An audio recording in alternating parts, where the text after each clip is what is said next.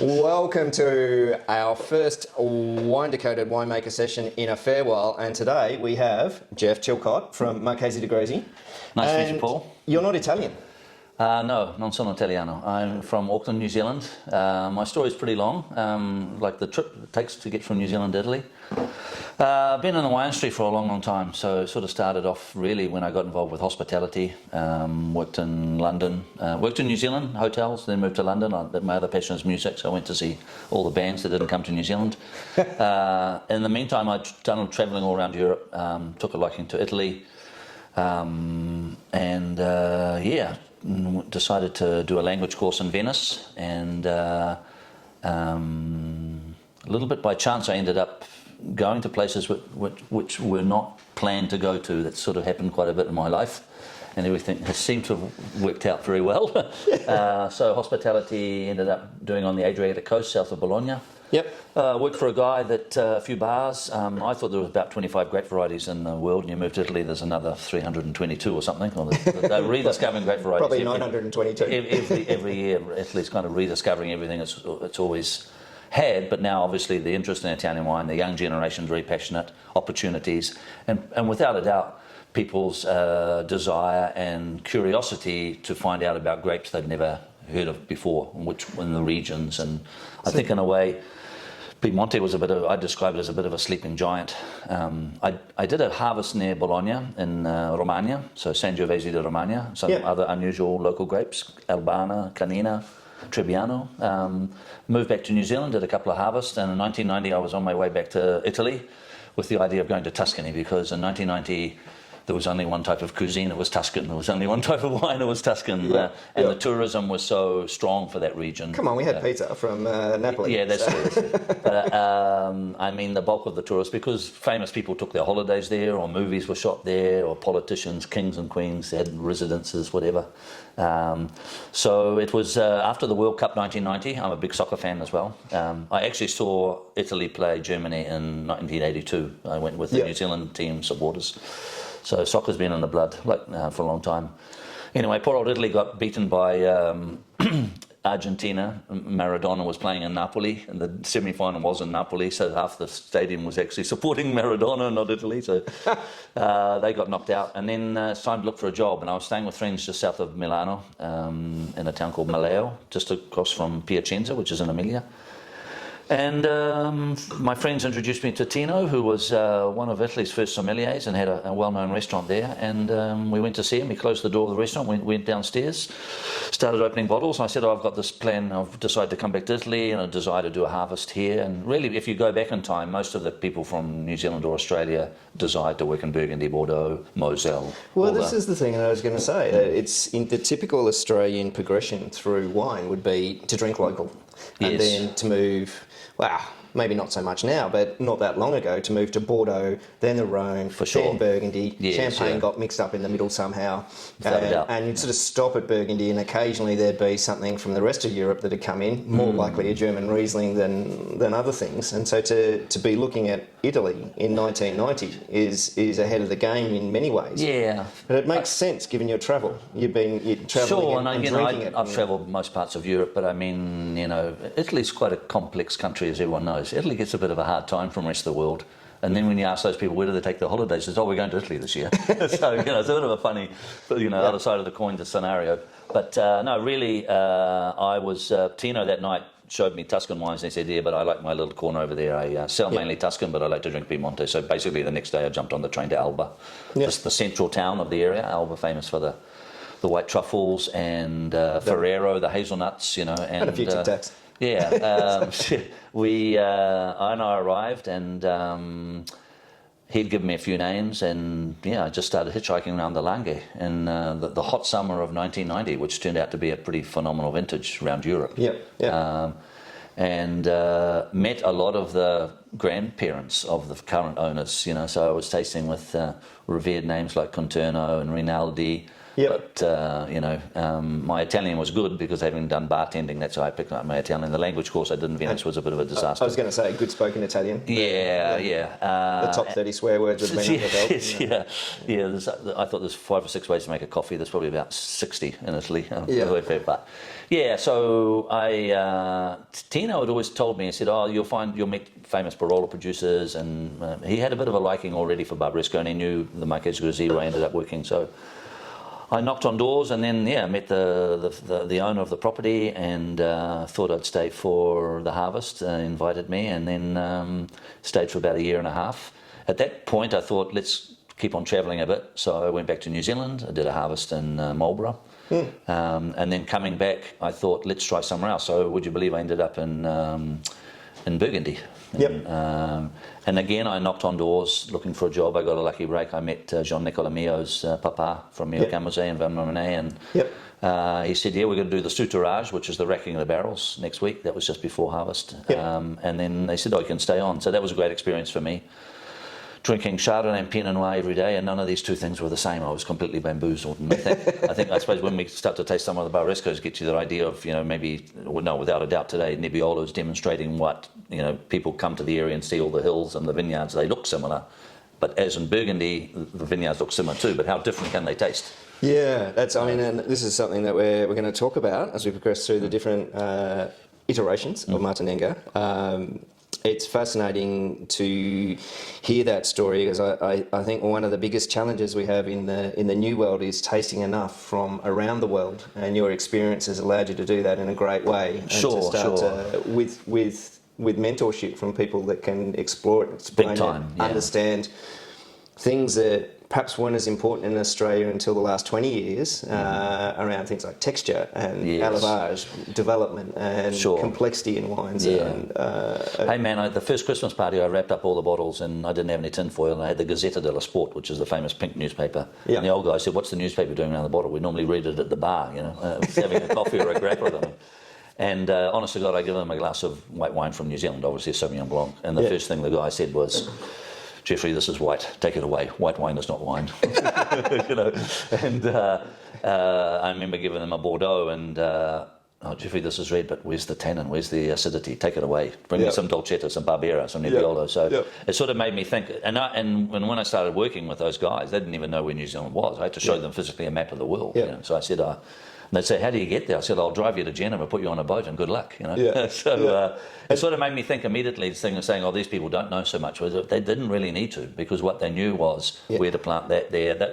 If you go back in time, like the Marchesi di Gresy family, they were grape growers, but they grew all the other crops as well. So there were like lots of little farmers that had something being picked or grown or harvested from May to June to July, August, then the grape harvest, taking it all the way sometimes in the old days, even through to November, would you believe? Nebbiolo would go through. So I got to hear all their stories and understood why these people didn't know much about the world, but they knew an awful lot about downtown Barbaresco, downtown Barolo.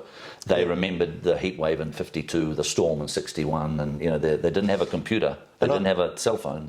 I think there's something about being able to say that you've cleaned your first 100 kilometres of drains, and that you've walked your first 10,000 kilometres of vines. To be able to demonstrate a good grasp of what's going on in both. Without a doubt. And really today it's important today, we've got quite an interesting international community in the area involved with wine, tourism, chefs, so that sort of helped to spread the story a little bit.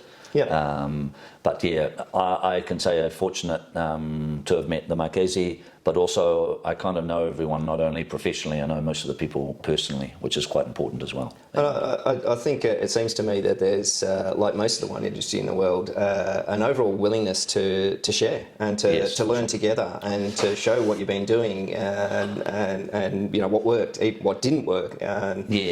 No, that old generation, they knew the value of all the vineyards, because there was a co-op of Barbaresco, there were revered crews. But they knew that, if you go back in time, I think there used to be a grape auction in Piazza Savona, which is now called Piazza Michele Ferrero, in the centre of Alba. And some vineyards might have got that, even in a difficult vintage, that half a degree of sugar or 1 degree of sugar more that stood them apart. Yep. So that's obviously a good place. So, Yep. you know, Martinenga, well, when we start tasting it, tell you more stories. But I think, you know, plus the fact back in the day, those bottles didn't travel too far, you know. Yeah. There were odd markets around the world, but the bulk of it was really going to places like Germany, Austria, Switzerland. Well, let's talk about something interesting. So when I did the advanced wine assessment course with Warren, your mate from Blanchia, we were sitting down, and a bracket of Nebbiolos were put on in a room of Australia's brightest in the wine industry, and very few people made it through the bracket and could really get a grasp of what was going on. There was probably This is how many years ago? This was 2003. Okay. So that was not that long ago, No, and there was only 2 or 3 of us that got to the end, and it got to the point where there was a wine at the end that was awarded a gold medal by me, and no one else came near. The bronze was the next one after that, and it was a 96 Vietti Granate. Okay. And so it's not a reflection on the people; it's a reflection on their experience of Nebbiolo at that time, and that goes to your point that Nebbiolo wasn't really making it around the country or around the world. No. We saw maybe 100 labels in Australia, where now we'd probably see 1,000. Yes, But it wasn't for everybody. It was a grape that needed time. Hey, don't forget also, today we've got on the phone www.theweatherwillbeforthenevans7days.com. Yeah, the exactly. old guys, you know, maybe because they grew lots of different crops and lots of different grape varieties within those crops, because it could have started well and maybe ended tough with the Nebbiolo, which was a late finish, or could have been vice versa. So they kind of had quite a sensible, smart, not that they studied, but they'd studied thanks to Papa and Grandpapa, you know, other members of the family, to have a bit of a good balance sheet every year. Yep. To be honest, I think, you know, today we can talk many years later that we can achieve a better balance in the vineyard, and that helps winemaking to be a little bit more easier, and then people can choose the way they treat their grapes and age their grapes. I think we're definitely finding. I kind of think about winemaking because I'm not the chief winemaker at the winery. I call myself chief winemakers are like head doctors. You know, they come into the room and say, do this and do that to the patient, whereas us chief nurses, we actually are with the patient, you know, almost 24 hours a day during hours. So we're very close to it. You know. That touch and feel is really such an important role, just as with medicine. But if you gave me some Nebbiolo, I can make you a tank of wine, no problem. We just have to find the grapes. That's the tough thing today. But, geez, and the price of land now. It's sneaked up a little bit, not as much as some other countries, but But hey, let's have a look at these first 3 wines. For sure. So we're having a look at some introductory wines from Marchesi di Gresy. We have a Chardonnay, a Barbera, and the Langhe Nebbiolo. So interesting. I noticed in your holdings Cabernet, Merlot, Sauvignon, and Chardonnay, as well as Barbera, Moscato, Nebbiolo. There was that sort of trend There was an idea. Alberto was a good friend, always been a good friend of Angelo Gaia, and you know he started planting whites. Alto Conterno made Chardonnay way back. You know, those whites were sort of like. Arnaz was just starting, but I think really a very important point was some of those initial producers, they did something that Papa and Grandpapa, our families, they jumped on a plane, a train or a boat and went to visit another wine region of the world and came back and thought, wow, look at their cellar, look at their barrels. Oh, what's that grape variety? What's that style of winemaking? and thought, hey, if we've got the land to grow all these great grapes that are mainly red, or essentially all red, and everything else that grows, whether it be fruit or vegetables, is great. Why don't we give whites a go? And probably it was a moment where the winemakers said, let's try something new. And, you know, the stories about the old generation criticising the sons and daughters, you're pulling out this to plant an international variety. So my boss was really following suit with that. I think the success of the white wines in the last 10 to 15 years is notable. We've got a lot of local varieties, as you know, Arnaz, Favorita, Timorasso, Rossesi Bianco, Nascetta. But I mean, it sort of made sense that people like Gaia and Conterno, they planted Chardonnay because it was a moment where everyone was planting Chardonnay, and it seemed to be a go-to grape that was very obviously famous in Burgundy. But the people say, we like drinking that Burgundy wines. Let's see what happens with those grapes in our. And I think I love that. I think the ability to experiment, to disrupt your thinking, and to try new things is only positive to the rest of your growing and making. For sure. You're experiencing something completely different. And in many cases, that's happened around the world in Burgundy, and they've gone back to some of the old ways or a hybrid version of it. Yeah. And are making better wines because of that. Maybe there was a hiccup in the middle where things were a little extreme in one way or the other. Yes, without a doubt, today some of a lot of the white varieties, just the age alone of the vineyards is older, so there's more influence of and I think white wine styles have got to the point where I describe it as like eyes on but hands off. And with the Nebbiolo also a little bit of that fine tuning in the vineyard and fine tuning in the cellar because don't forget, if a wine says it comes from that place or comes from that village or comes from that crew, you've got to really find that in the glass. We can't say made in Langhe but wants to come from Meursault. Well, and this is a very interesting thing, and I think salute. Absolutely. So I think the first time I really got my head around that for particularly French varietals in Italy was looking at the Cabernet and blends from Tuscany and from in across to Bulgari, and there became a point in time, particularly say with Luca di Napoli's wines, where I said, you know what, I've just got to look at this as a red wine in the glass and ask myself, is it good? And do I enjoy drinking it? Mm-hmm. And is it because the wines aren't Bordeaux's and they're not Australian Coonawarra Cabernets or whatever it might be, but they're unique. They have personality, so they're not boring. For sure. And they've got something to say for themselves. So this Chardonnay, tell me about it. So Chardonnay was planted back in the first vintage was '87. So the vines, some of those original vines we've replanted since. They have a bit of virus. But we do a steel version. This is the version that we're making a bit more of now. And it has initial time in steel. We destem, but we don't crush. So the berries go into the press as whole berries. We do a gentle pressing. We have the fermentation starting in steel, and then we just gravity feed it into French oak barrels, which just a small percent are new. Most of the others are seasoned, older white barrels. Well, look, it certainly comes across for me as being what I describe as grape first. So grape first to me doesn't mean it doesn't have things like oak or whatever it might be. It just means that the grape is the primary factor of consideration, and everything else is layering in or wrapping it. And that's how this. It's a very good. Chardonnay I think was sort of disappearing a few years ago. People had maybe had enough of it, and obviously in Italy, maybe the Italians needed Chardonnay to show the world a grape they knew, and then not try our local varieties. So in a sense, there's quite a lot of Langhe Chardonnay produced. Definitely a Chardonnay that, would you believe, we'd never really pushed that. Even our Sauvignon is excellent. We never pushed it to be sold outside, but a lot of our importers have taken a liking to this wine, and they've found customers that don't see it as alternative, say, to Burgundy, but a good example of what Chardonnay can achieve in the Langhe conditions, the Langhe soils, but more of a gastronomic sort of Chardonnay, I would say. Well, it's very interesting you say that, because tasting the Chardonnay, there's a couple of points that really come to the fore for me. One is it's got élevage, and it's had enough oxidative handling to help develop the fruit character. So you're not looking at anything primary, but it's also got quite a significant textural component. There's little bits of phenolic, a little bit of oak phenolic tannin action going on there, and it's adding a really quite a playful grip and some intrigue to the texture. Overall I can see it being just really solid Chardonnay that you're going to have a lot of pleasure drinking. 21 was a really 21, 20 both years. I sort of joked that some people said, well, if you didn't make good wine in 2021, close the door and go and work in a bank.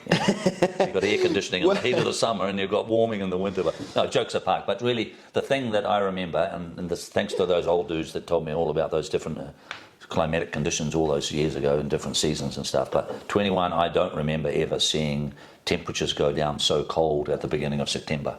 And we had very even ripening in 21, and there were breaks between each grape variety as well. So you're saying it did get very cold? It was I live in the town of Castagnetanella, which is a famous Moscato village about 20 minutes from Barbaresco, but coming down, going through the village of Nevi, there's a time and a temperature sign, and I remember that was like, I get to work just after 7, it was like 3 or 4 degrees for about 10 days, so possibly at night even it got colder. You're thinking that the sign's broken and it should have a 1 in front of it. Yeah. You know, when you taste 21s, they have almost like the car's got so many gears of acidity, but in 21 there's another gear of acidity, which has given the wines a good, good vibrancy as well. Do you know, it's interesting because Reggie talks about a thing that he likes to call this sort of acid tannin complex, and looking at all the 21s that I've seen so far, the acid tannin complex, the combination of that quite significant acid but very fine acid, good, and some very balanced, good ripe and layered tannin, sure. keeps it in good stead in its textural elements. We have to say around the world Chardonnay's changed so much. Every country was looking for styles, and in the old days Chardonnay had to be as yellow as the label of the Barbera to be called Chardonnay. Now. Well, I think this is it, and I think that there have been trends and fashions and have changed, and we've seen picking windows with Chardonnay, which is much more flexible than say Nebbiolo or Pinot. Broaden and extremes in both directions have taken place, and we're reaching a happy medium now. Big time. Don't forget, Paul, it's getting warmer, and now our French cousins across the border in places like Burgundy, their harvests happen quite quickly and finish very quickly. We're definitely seeing with and we'll talk about it maybe when we start to taste some of the Nebbiolos, but I mean just in general, covering up is important, and with the whites we don't do any green harvest anyway, so it's a natural crop. Let's talk a little bit about viticulture while we're trying the Barbera. So one of the interesting things about viticultural practices is you've gone through an era where a lot of things have changed. There's been an ability to apply chemical fertiliser. There's been mechanisation that's come through, and potentially the ability to apply that to a degree. Although obviously the terrain of Barbaresco and Barolo makes that difficult in many spots. Yes, yeah, sure. But where do you see things heading now? And what would be sort of the top 3 things that you'd want to do in the vineyard if money wasn't a limit? Yeah, Paul, you have to be honest, I think we've learnt more in the last sort of 10, 15, 18, 20 years than maybe Papa and Grandpapa had learnt in the previous, 40 or 50, even longer. To be honest, the hard work in the vineyards is so important, and then definitely with the types of temperatures we're experiencing.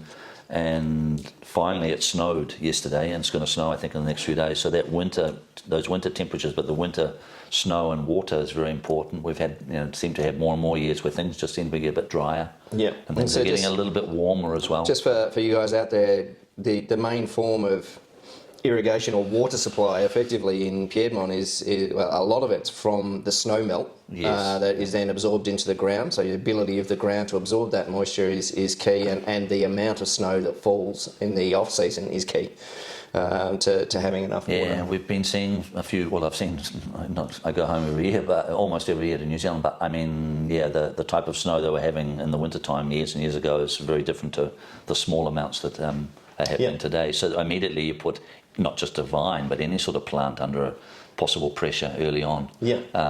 But really, vineyard-wise, I think there could be possibilities where maybe we need an extra bunch or two, and we don't take off all the leaves, and some of the laterals, the second growth in the summertime, do we take them all away, or we just chop them in half?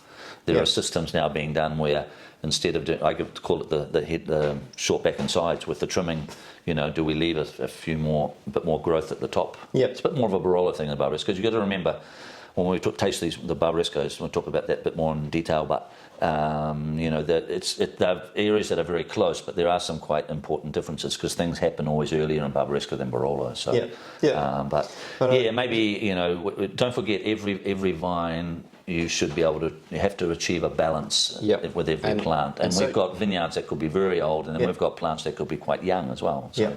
I think this is the thing. It's so Jeff's talking about some really critical things. As a vine gets older, its root systems can penetrate deeper into the soil you've got, if that's available to them. Managing a canopy changes completely the way the vine might operate in terms of potentially shading a bunch to stop it getting sunburnt or raisening. It also changes the amount of photosynthesis that's occurring and amount of sugar that's being produced, so it can change the way the fruit ripens quite dramatically.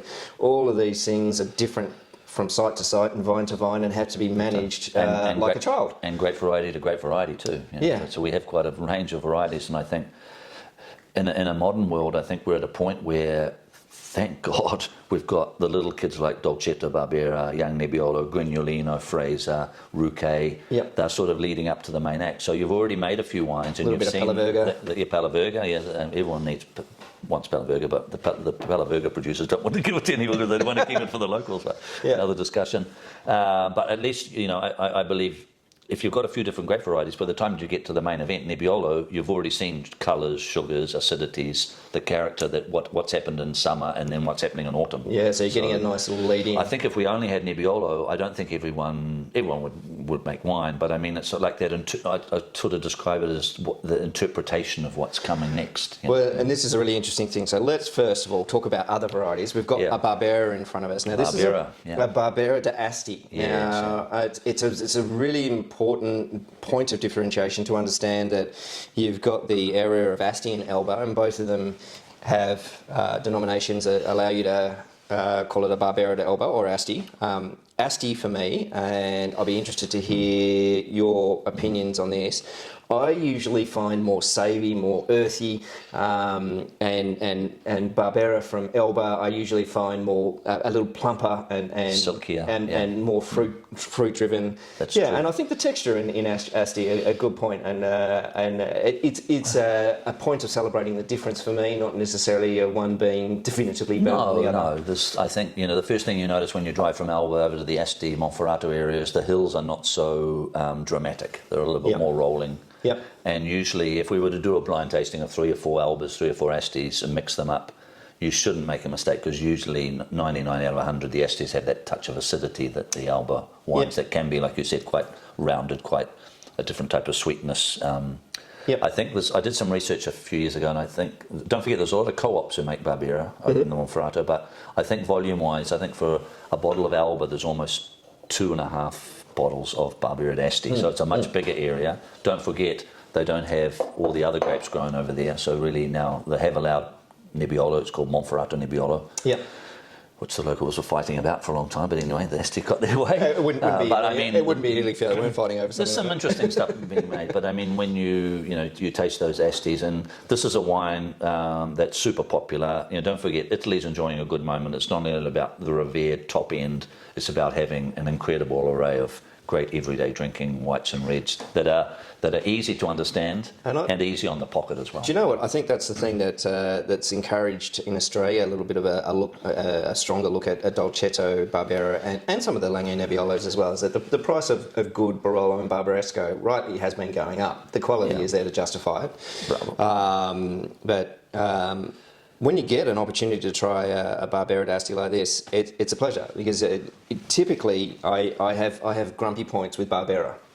I'd say not well enough developed, so it's all juby and sort of raw fruit character, reduced, and lacking textural work on texture. And this ticks the boxes on all of those. It's beautifully developed. It's got a lovely texture. There's certainly no reduction in there. No. And it's got a wonderful texture.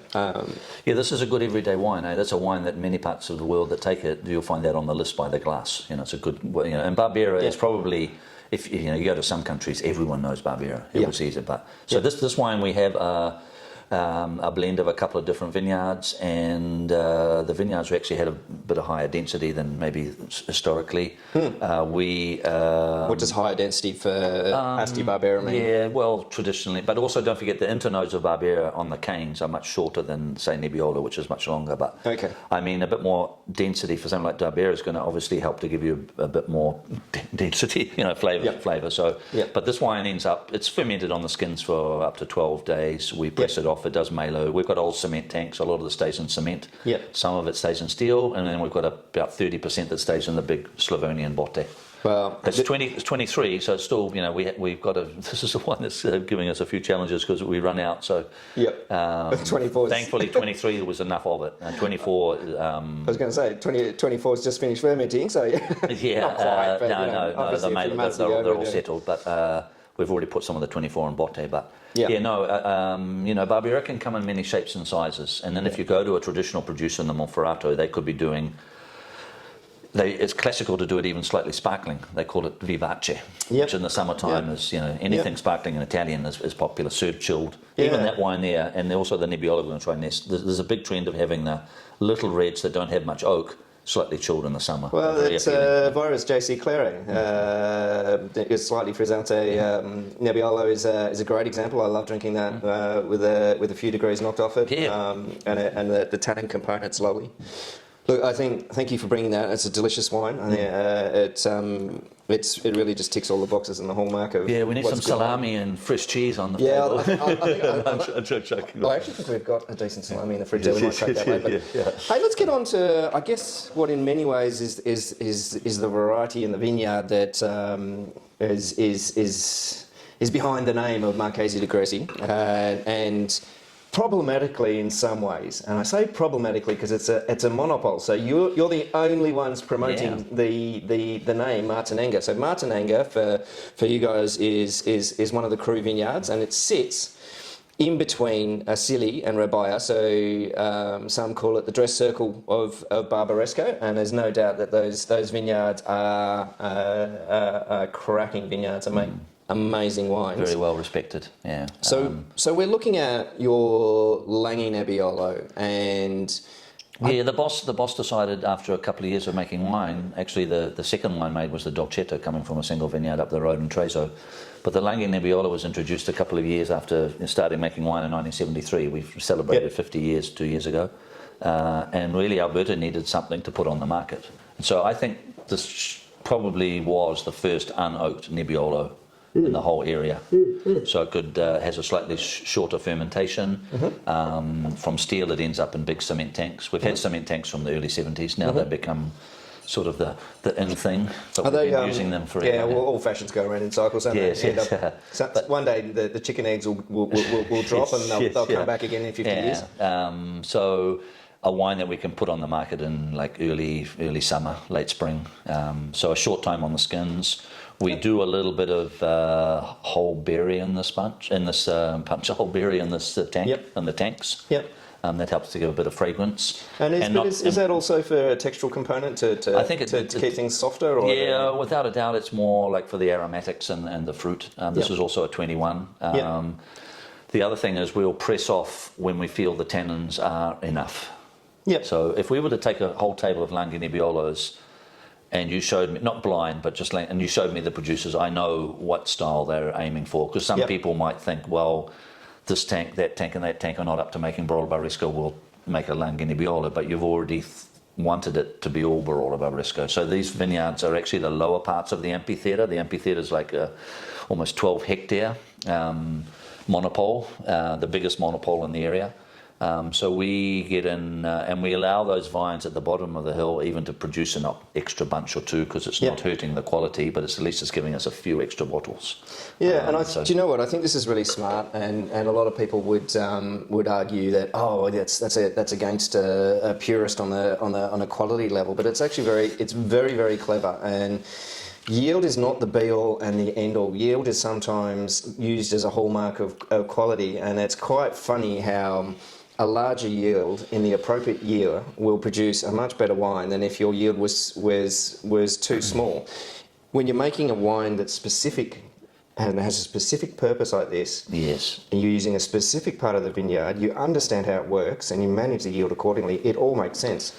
Yeah, and this is super popular, eh? Like by the time we're ready to bottle this, the previous year's already finished. So, there's a high demand. And in a way, like I sort of say, if Barbaresco is like jumping on a Harley Davidson, before you learn how to ride a fast motorbike, you've got to jump on a Vespa, because it's cheaper to run, and it's more the motor's more easy to understand, So I think there's a lot of people that have gone out to the market with a Langhe Nebbiolo for that reason, to make a wine that, particularly 20 years ago, that was perhaps a little bit more approachable.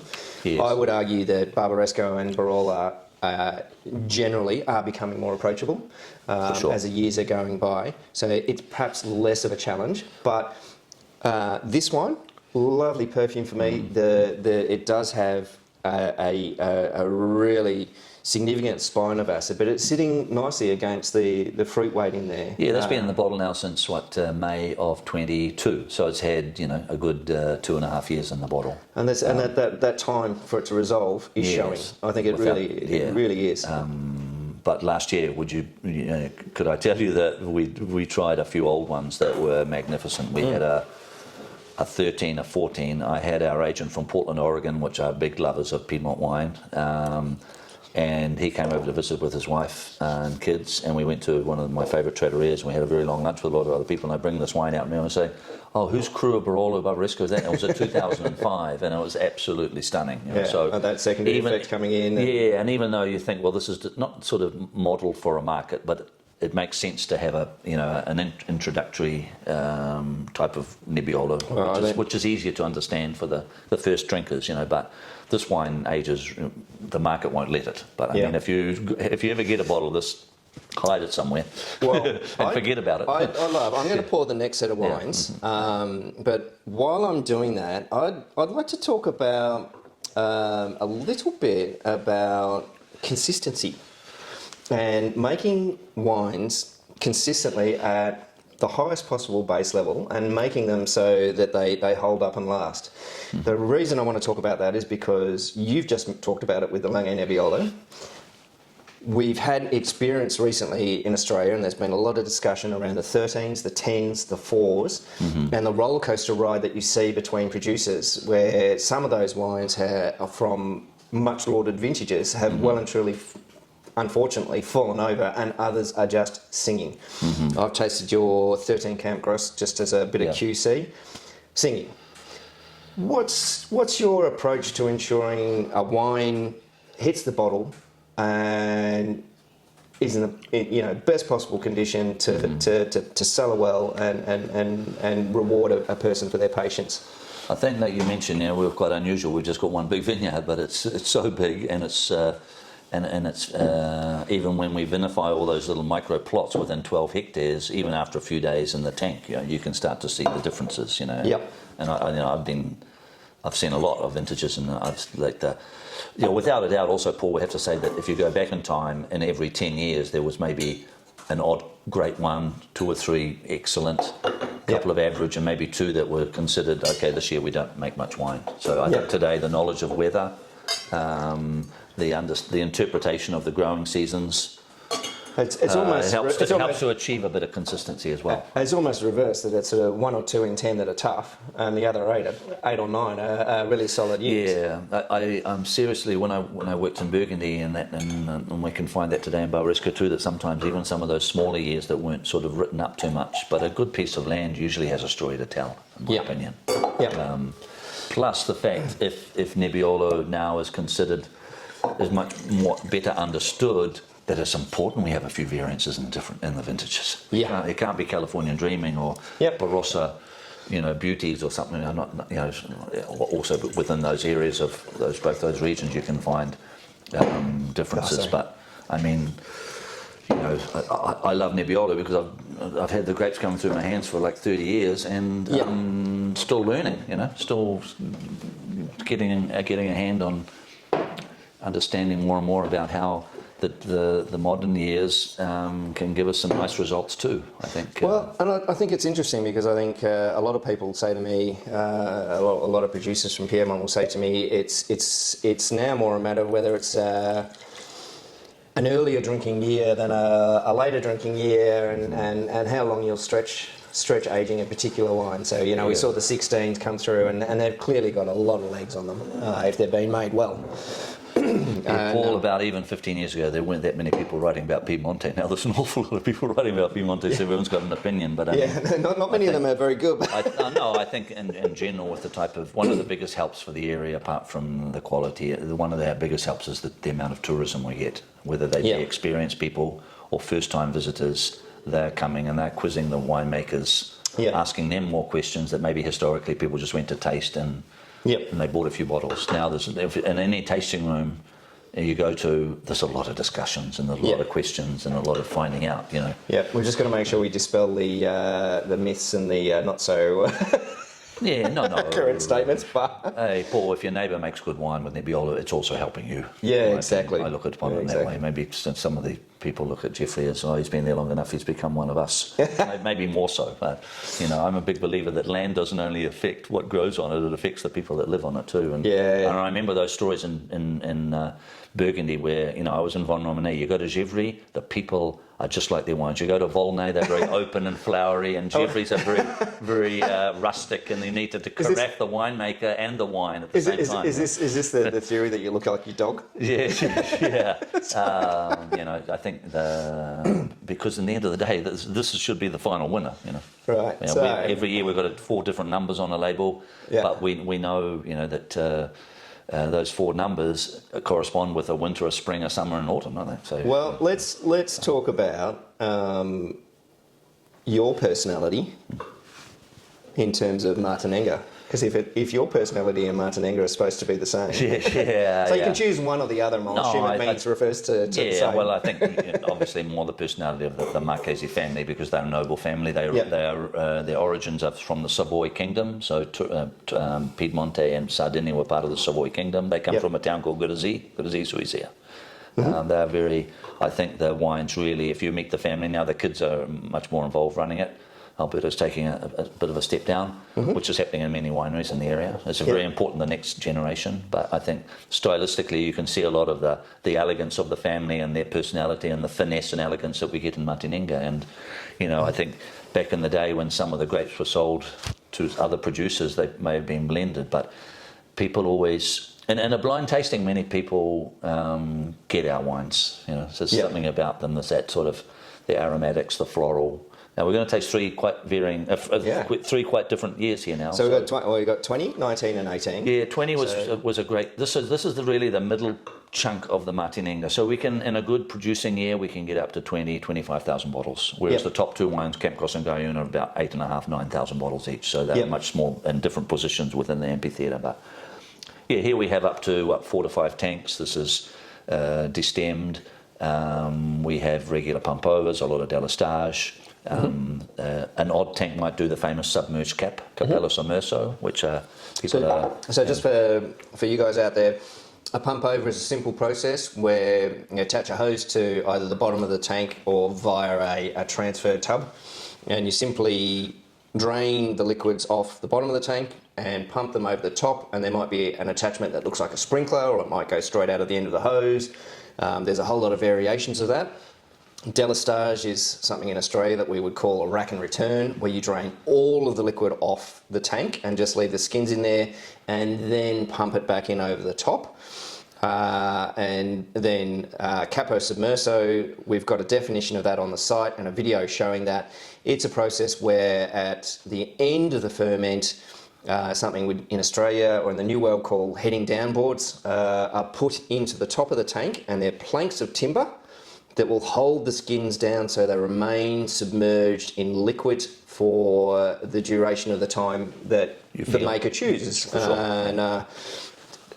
So there are different techniques for helping develop the wine while it's fermenting and helping develop the tannins and the textures of the wine as it's fermenting. So I think, Jeff, what you're saying is there, you're choosing a few different things, you're playing it by year according to the year. For sure. Where you go. We wouldn't want to maybe do every tank Capello Sommerso on this particular label, but at least 1 or 2 will have it. And then every year you've got a different, at the end of, you know what, there's a lot of things about winemaking, a bit like cooking as well. How many times have you prepared that you're about to serve the sauce and you think, I might leave it another 5 minutes, and then you learn something. So in a way, with Nebbiolo, a bit like Pinot Noir, I describe Nebbiolo as being a super personal grape, but now the world knows about it. But to understand how all the little bits and pieces of each year, how you treat it, and how and what you learn from it, and what you achieve from it. Yeah, and they're very personal experiences. So, and I think the thing that I always talk about is the difference between, say, roasting coffee and making coffees. You can do that as many times as you want from a batch of coffee. Whereas with wine, you get 1 shot a year. So you get, you've had 30, 40 goes at it now, and every single little bit of experience that you've had combines and sits there somewhere in your head. For sure. And I think you pick up things like, you know, for Cabernet when I was macerating, I always looked for the violets. When the violets and then the pencil shaving started to come, I knew that was time. The cab would be dropping as well. What do you see in Nebbiolo that sort of gives you the indicator of saying, you know what, I reckon we should go now? We should press. I think by nature, the tannins in Barbaresco are different than Barolo. Okay, there's little parts like Lamora, Barolo, Verduno, which are a little bit more supple, but in general, you know, we're not getting some of those long macerations that maybe some people now are achieving in Barolo. But I think for us, it's to maintain that fragrance and the freshness and the fine tannins. You know, they're super important, and not take away anything from a vineyard that we know quite personally also. So my interpretation of that is you're wanting the expression of the fruit and the vineyard to retain and not end up down a line that is perhaps too oxidative or would be oxidised for your preference. Yeah, or there's always the risk with extra submerged cap that maybe, you know... a bit over-extracted. You can get a bit of, you know, almost what we call mud at the bottom of the tank because the skins start to disperse, and that could bring on risks of, you know, unusual aromas or flavours. So the most important thing before we start making wine is when did we pick the grapes. That's super important, and over the last few years we've had quite varying picking dates because of climate. So, and have you found that your work in the vineyard has allowed you to I guess at least maintain the sort of the alcohol point and picking point, or potentially pull things forward a little bit and pick perhaps a little earlier than you might have been able to historically? You know, I think today it's very important. It's not only about sugar and acidity, but, you know, the tannins have to be mature. You're going to run a risk. Yeah. But I mean, when you've been looking at a vineyard for such a long time, you've seen every winter, every spring, every summer, you know that some of the more critical points are, like I mentioned before, it's not we're having too much bad weather, we're having too much good weather. Yeah. But having those initial grapes picked before, that's leading up to saying, okay, how's Nebbiolo affected by these temperatures this year or not? Yeah. But, okay, you know, by Mother Nature, Barbaresco is a little bit more approachable even when it's younger too. It has a few more stories to tell. So I think tell me about 2019 and 18 because 19 was a little bit drier. We noticed that this is the funny thing with Nebbiolo, because the bunches really, if you look at the history of a grape, this grape had everything against it. What a brown colour for such a young wine. What an out of balance acidity. What a grippy, astringent tannins, you know. Yep. We're going to have to wait a long time, and when you did, then maybe the wine's got no fruit left. But I think the stability of the colour is much better to today, and I think the approachability you mentioned also. Now I'm discovering a few Barolos too that seem to be a bit more gentle maybe than years gone by. I don't say the market's influencing that, but maybe a new generation of winemakers. I think the 19 we discovered when we're picking, I thought, okay, the bunches look the same, and then you crush them, then you look in a tank and so many boxes stay in the tank, and you think, oh, I think some more boxes can go in there. So there was a bit more of a higher connection, rapport between the skin and the juice. So that 19s in general born just a little bit more grip to them, but in a good way. And I think you've got to realise out there today, if we were to round up, I don't know, everyone in your neighbourhood here or your best friends and say, which Nebbiolos do you prefer, which vintages do you prefer? You might get a different answer. So, but like Pinot Noir, you know. Do you know what? The thing that strikes me about your 2019 and 18 is just the baseline quality. They are three different beasts. There's no doubt about it. Three different vintages, very different. There's a hallmark of the site and the making, or a footprint if you want to call it that.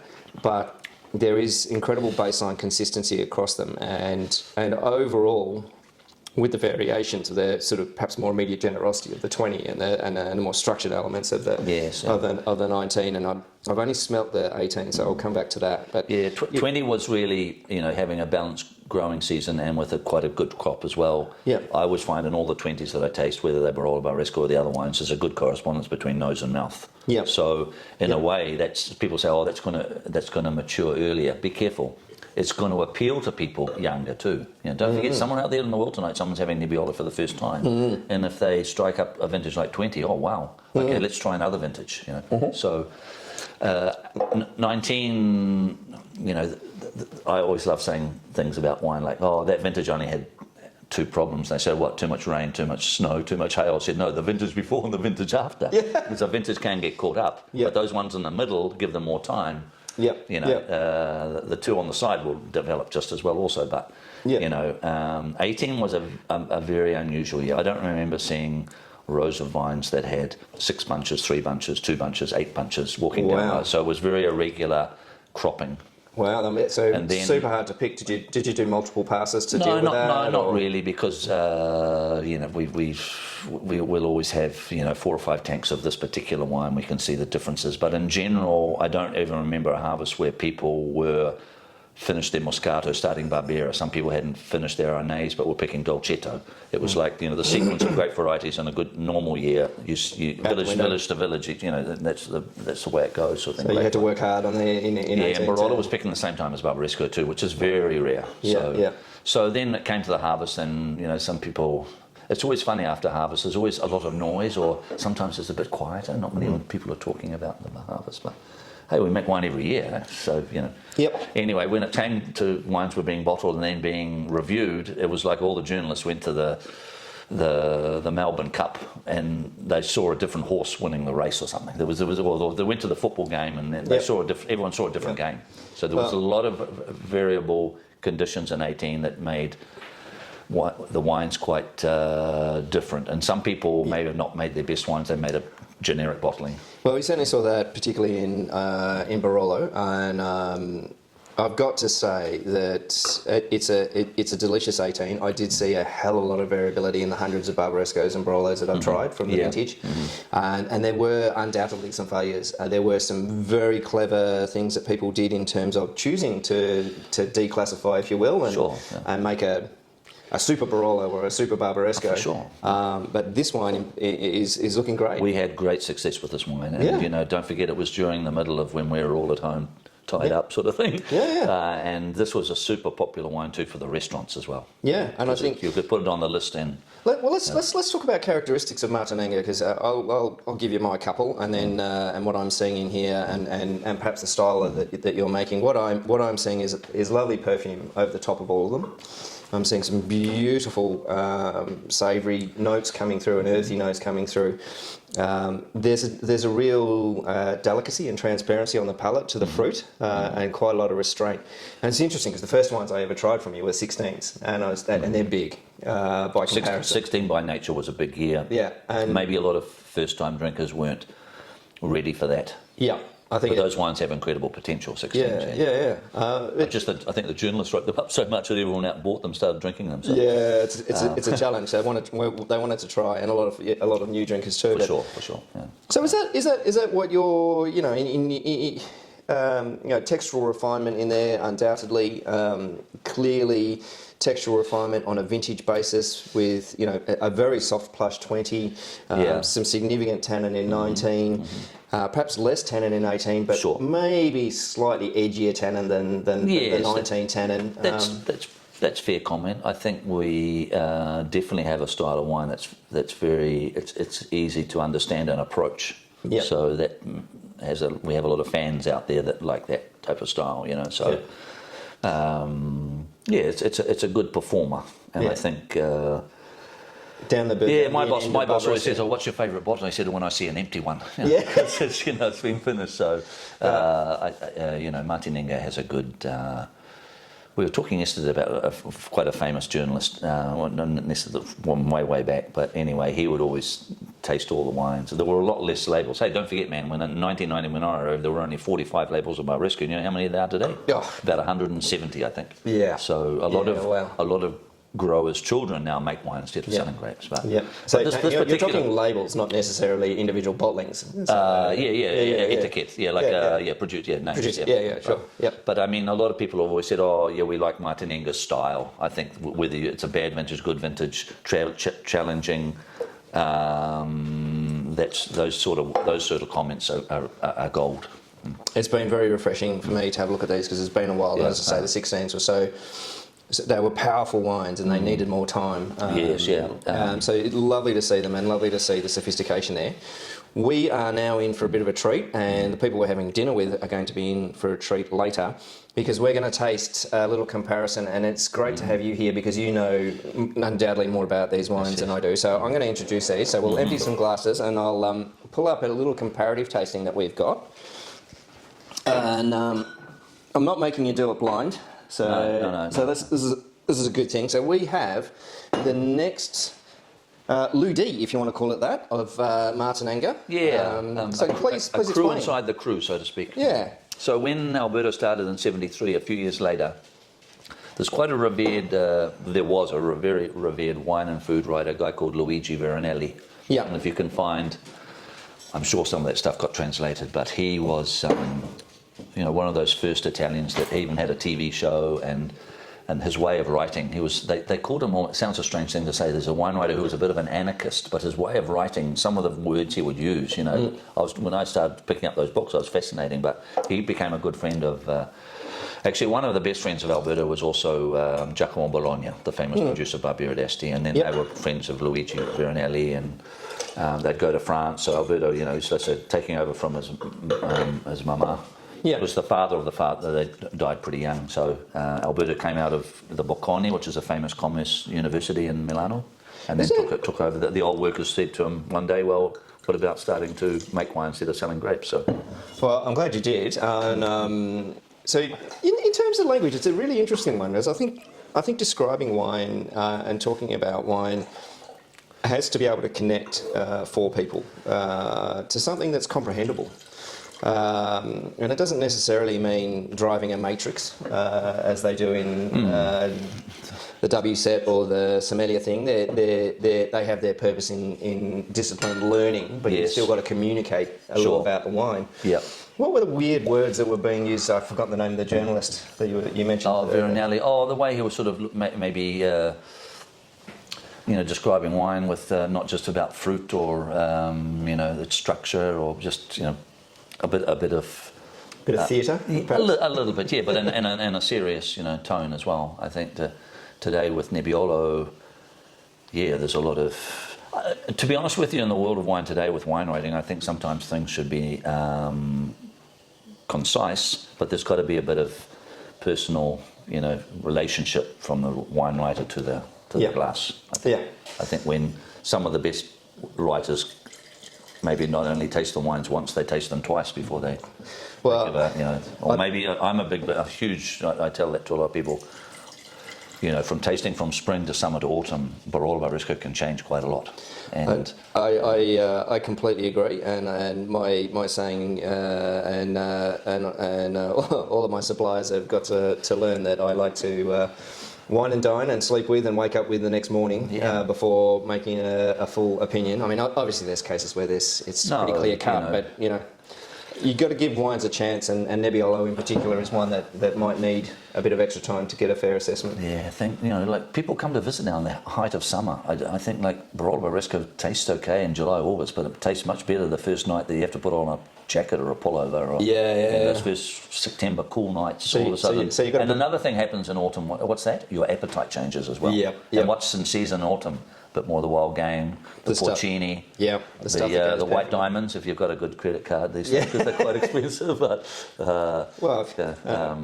you've got a decent forest. One of the other. And what, people come to the area because they want to try the wines in a core environment, but they want to experience those incredible dishes that we have, because we're quite fortunate. And not to say other parts of the world don't have great cuisine for their wines, but Piedmont, it's all pretty simple, but the flavours are incredible.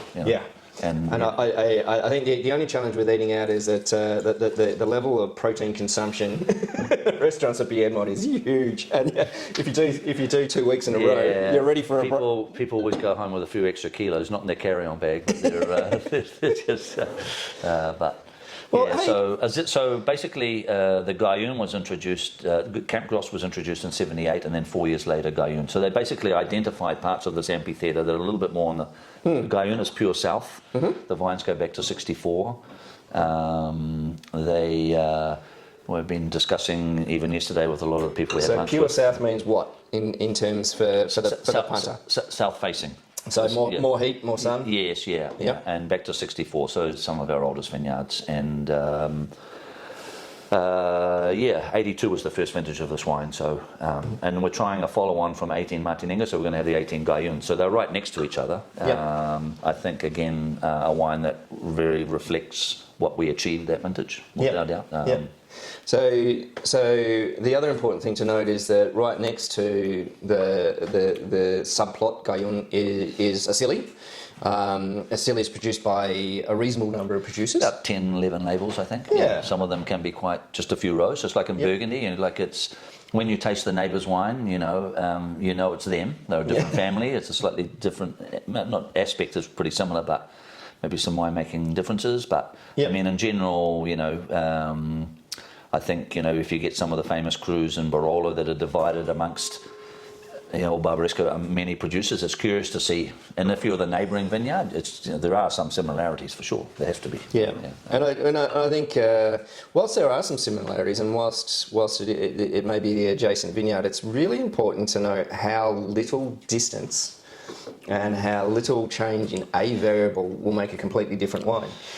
So you can sit outside on a hill looking at a vineyard, and you may think it's one cohesive plot before we had the advances of precision viticulture and all those kind of things, and you'd just be observing, and you'd look out and you'd see just a slight tilt in the land, and then you'd make a decision. I'm going to sample that differently and see what's going on there. And all of a sudden you try to find something different, and it could be a matter of a row or two. Yeah, Gayun's about I should remember this off by heart. It's about 2.2, 2.3 hectares, but we do have a top part and the bottom part that we pick separately, and so vinify them separately. And then what we'll do is, it's usually a submerged cap, so we'll decide, we'll use part of one to top up the other. And then we'll probably keep it, obviously there'll be a small tank of Gayun and Camp Gross that we can use, because when you're racking, we like to top up with the same wine. So this is just a logistical thing in winemaking. There's sometimes practicality is what you need, and what you've got to do is find a technique that will allow you to achieve that and maintain the best possible quality of the wine. Yeah, we have lots of little tanks because we need them. Because there's always a few litres left over. The occasional demijohn.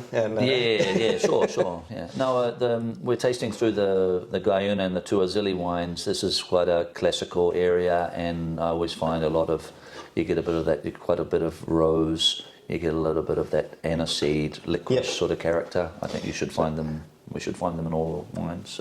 So it's quite 17, sorry. Okay. No, I was going to say there's certainly a building depth as you move from if you want to call it generic Martinenga to the Gayun subplot. Still a perfume.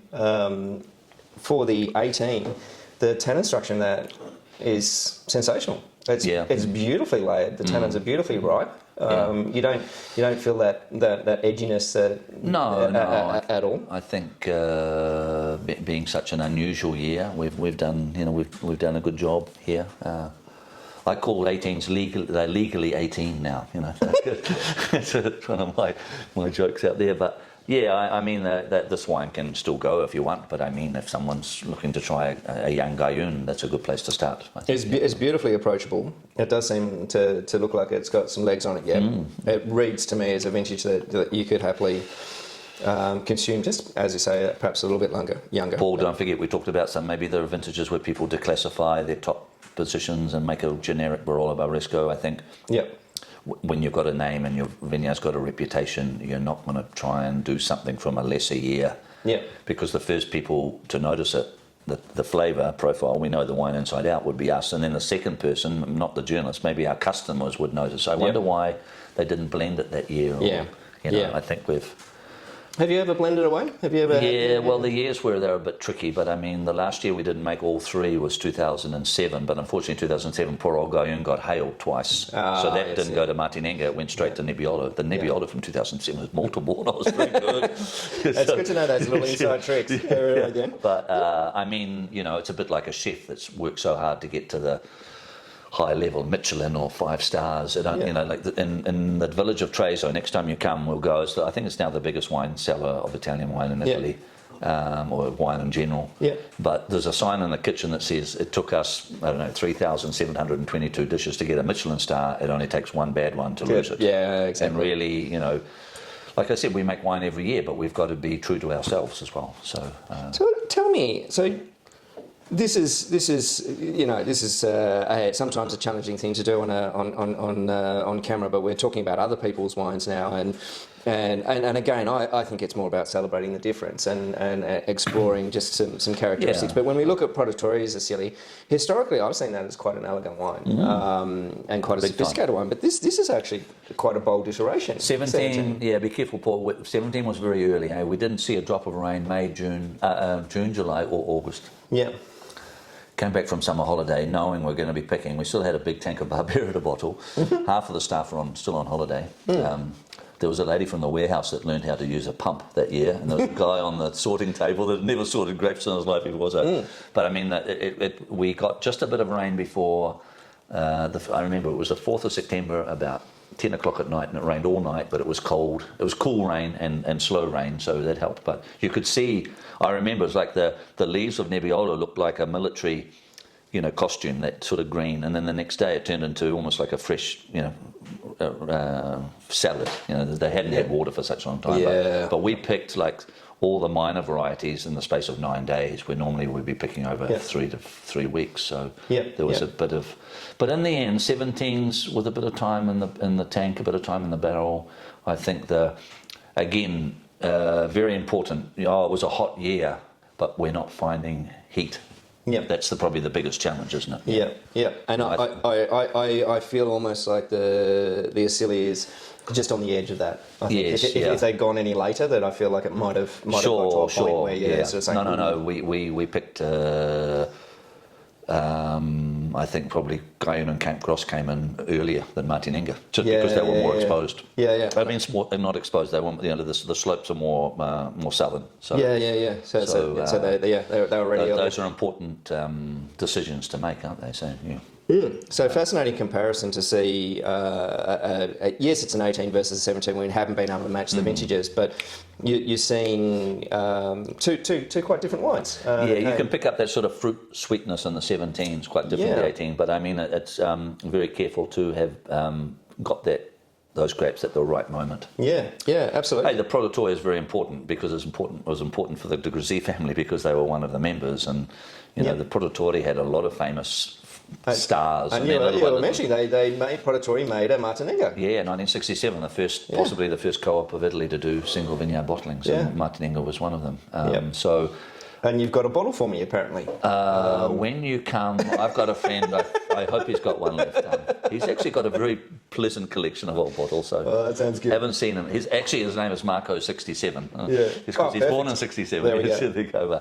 The Produttori, important role they play for the village of Barbaresco. It was founded by Domenico Cavazza. He started the wine school and then he had to leave. They couldn't pay him. But I mean, co-ops historically were very important, and still do in some of the areas, important role for people who don't want to make wine. They're quite happy to be grape growers. They drink wine, but I mean their life is, and then I don't know how it works, but I think before Christmas, I think the envelope comes out. So Italy. They have a very good relationship with the growers, and ideally they don't want to lose them. So I think it's great to have that symbiotic relationship, and hopefully it doesn't end up being too much big corporate influence over time. But it's interesting going to the 14 Gaillon. So 14, if you go to Barolo, often lambasted, but some singular and special wines came out of 14 in Barolo, and then Barbaresco seems to be a little more consistency for 14. Without a doubt, everyone got a lucky break. We talk about, you asking for about, the practices in the vineyards, and we're as natural as possible. I think it'd be too hard to be biodynamic with all the grapes we have. Usually biodynamic producers only have 1 or 2 types of grapes, and small plots, big. Often, there are twos and fro's. I'm not saying I'm totally against it. I'm not saying I'm totally for it. But I mean, in a year like 14, you had to be not biological, biodynamic. You had to be very logical and very dynamic, because you would have lost a lot of valuable. So we had to intervene quite a few times. And then poor old Barolo got some, hail. And then by miracle, like the first days of October, the weather opened up. And basically, we didn't have damaged grapes. They were just, we'd obviously done a lot of leaf plucking. Yep. So to let the air come through. But skins were firm. And then we got this miracle weather for a number of days. And, the grapes ripened and had good phenolics. And everybody bottled 14. Gaia did all the crews, Produttori did all the crews, Giacosa, we did them, Bruno Rocca. So well, and it's fascinating going to this wine. So you've got the 18 that's looking beautifully elegant. It's a significant step up in depth and sophistication over the Martinengo, which is already a delicious wine. Yeah. You go to the 14. Has this tipped into the next phase of development? So if I call phases of development, resolution after bottling, and then sort of starting to develop a little more secondary action for you? We're 10 years down the track, aren't we? Yeah. To be honest, I have had an odd bottle that had maybe just a touch more fragrance to it, but I mean, for 10 years old, I think it's definitely got a lot of licorice. I'm getting a lot of licorice, those sort of flavours. So. Hey Paul, I like grape varieties wherever they come from, but every year that goes by, it's like watching the movie. There's another scene. It's a bit like I'm not. You appreciate all fine wines, but if a wine doesn't do anything after 2 or 3 years, for me it becomes a bit monolithic. I don't want to. It's like sort of you're watching the movie. We can't pause it for another 2 hours or 2 years or. So I guess my point for that one is I see it as a lovely stage of development. I think it's moved on beautifully. I'm really enjoying the secondary characters that are starting to come through a little bit at the moment, and I see some of that sort of more earthy, truffly character. And it's got a very good acidity too. This one, it's got quite a noticeable acidity, maybe compared with the other two. So that's obviously going to help. Beautiful mouthfeel. It's crying out for some, sautéed rabbit or guinea fowl or definitely. Or veal. We've got dry aged duck tonight. So duck and Barbaresco is classic. And we should talk also a little bit that I've travelled the world. I've done wine tastings, wine dinners, and a lot of places that you wouldn't think that those dishes would match with Barbaresco. But Barbaresco, I tell you, is quite versatile at the table. Yeah, and interestingly, bit of Toro doesn't go astray either. Go into sashimi and have a bit of Toro with the flavour profile and the fatty oil in it. We did a place. There's a little town near the airport in Narita called Chiba. It's famous for peanuts, and I remember going out there once, and we had quite a strong vintage of them. It was a 2006, and this guy did a seared tuna, but it had quite a bit of fat, and the Japanese wanted to finish the bottle. I said, no, let's wait. I want to try it with the tuna, and it was sensational. So, I've had it in Hong Kong with duck also. It worked brilliantly well. Lovely. See, the important thing is that if you travel the world, the knowledge of Piedmont wine now is big, but the Piedmont dishes haven't travelled that far either. So really, when you go to a lot of countries in the world, there's a lot of Italians. Most of the immigrants really came from Tuscany, south. Yeah. So the northern Different areas, which probably had a bit more affluence. Yeah. And a lot of would you believe, most of the Piemontese, where they ended up? They ended up, the biggest communities outside of Piemonte are in Argentina and Brazil. So a lot of them ended up in South America. That's because they just wanted the meat. They wanted the sardo pits. Or they had cousins down there or something. So, it's quite hard to find everyone. If a winemaker's travelled from Piemonte, the chef will do a vitello tornato or try to do a tagliarino or ravioli or cling or do some rabbit or veal. But in general, a lot of the Piedmont dishes are pretty hard to find outside of Piemonte. So. Yeah. We're lucky in Melbourne. We've got a few places that are doing very well on that front. There's a great place in Seattle. This year I'm not going to Seattle after I'm going to California and Florida. But they have only Piedmont dishes and only Piedmont wine. It's fantastic. If you go to Seattle, let me know. They do very authentic. So, can't wait. So from 14, now we go to... Well, it's interesting. So Jeff's a fan of tasting young to old. And some people go the other way. I'm actually also a fan of going young to old and watching the development, seeing the progression. we've actually put a 15 Roanya after a 14 Gaillon. The reason for that is the handling of the Roanya. So Roanya tend to macerate their wines or do a Capo Sommerso or Capello Sommerso for a significant period of time. I don't know what the timing for the 15 was, but it would have been significant. I think it shows in the wine. Yes. 15, like Barolo, a bit warmer, a bit more generous. Yeah, again, this is another thing for people. Oh, it was a hot vintage. When was it hot? It rained in that vintage. Tell me exactly when. Because people in the old days, you'd reply simply to those questions. But now the specifics, and especially the wanting to learn more about the vintage and Nebbiolo and its crews and its producers, we have to have specific responses. Very specific responses to those sort of questions. It's no longer a hot vintage. If it was hot in May, but it was cool in September, that's very different. Vice versa. If it rained in May but didn't rain in September, so. Isn't it funny because it's not asking the most important question, which is does it taste good and drink well? But then, like I mentioned before, okay, then everybody remembers when they picked the grapes as well. And 15, your initial question was when with our 15th we bought them in quite early because it was getting pretty warm in September. So. It wasn't a vintage to risk with too much hang time. But I think if you taste the 15 Barbarescos, in general, the tannins are quite sort of, they're quite sort of plush. They're not sort of grippy, So Jeff, a fascinating bracket of wines. It's wonderful to see the differences that are here. I think again a case of celebrating the differences, the perfume and the elegance and the sophistication of the Gaillons in this case. A slightly bolder Silly from 17, where you will see a little more elegance in other years from them, and the Roanya certainly an extreme style in many ways with the push on development, but clearly some quality fruit under there, and fascinating to see in the lineup in terms of a progression from freshness to development and where things might go. But Yeah, in a way, Paul, I think, getting back to my Burgundy memories, and then I've got friends around the world that collect certain Burgundies, but they love that piece of land, or that piece of land, or they love that producer better than that producer. They'll always go back, and whether it doesn't matter what vintage it is, they want a bottle or two. Yeah. And so you get used to the stylistic, what appeals to you, as a great Nebbiolo or a great Pinot Noir. So, and that's so important for me too, because it actually helps to spread the story out, and then because we're not talking about lots of bottles here, are we? So it's important they all find the right places. But they're, I think more and more in the future, some of the smaller produced wines that we have in the area, allocation becomes more and more of an issue. I think it already is. I think we're already to the point where sometimes it's only a couple of dozen bottles coming to Australia and challenging. But a beautiful set of wines, lovely to see. These have, with a bit of air too, they've also... definitely popping up. There's another key thing in Azili that you find a lot in that 18 now that's opened up quite a bit. Almost a bit of a citrus peel, this orange skin thing, which is something that when the first time I heard citrus, like orange citrus and blood orange and things like that for Nebbiolo, something clicked into place.